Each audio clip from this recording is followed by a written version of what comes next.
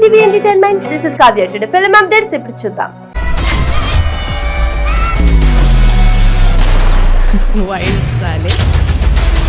ఏ వారసుడికి జరగని ఘోర అవమానం అఖిల్కే జరుగుతుందా?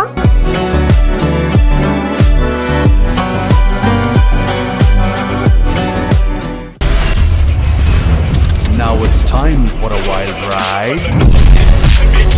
తెలుగు సినిమా ఇండస్ట్రీలో స్టార్ హీరోల వారసులు మంచి సక్సెస్ లను అందుకుంటున్న క్రమంలో అక్కినేని ఫ్యామిలీ నుంచి ఇండస్ట్రీకి వచ్చిన అఖిల్ మాత్రం ఇప్పటి వరకు సరైన సక్సెస్ ఒక్కటి కూడా కొట్టలేదు.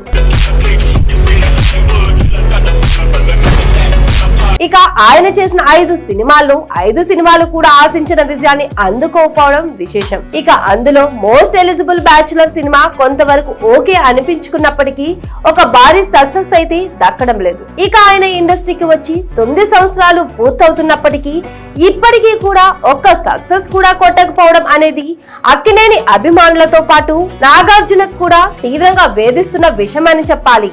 ఏ వారసుడి కెరియర్ లో కూడా ఇలాంటి ఒక బ్యాడ్ రికార్డ్ అయితే లేదని చెప్పాలి. ఇక ప్రస్తుతం అందుతున్న సమాచారం ప్రకారం మరొక దర్శకుడితో సినిమా చేయడానికి సన్నాహాలు చేస్తున్నట్టుగా తెలుస్తుంది. ఇక దానికోసమే ఆయన ఆ సినిమా మేక్ ఓవర్ లో ఆయన చాలా బిజీగా ఉన్నట్లుగా కూడా వార్తలైతే వస్తున్నాయి. ఇక రీసెంట్ గా ఎయిర్పోర్ట్ లో కనిపించిన అఖిల్ పొడగాటి జుట్టుతో భారీ గెడ్డంతో ఒక కొత్త లుక్ లో కనిపించారు. ఇక అతన్ని చూసిన అక్కినేని అభిమానులు ఈ సినిమాతోనైనా సక్సెస్ కొడతాడా లేదా అనే అనుమానాలైతే వ్యక్తం చేస్తున్నారు.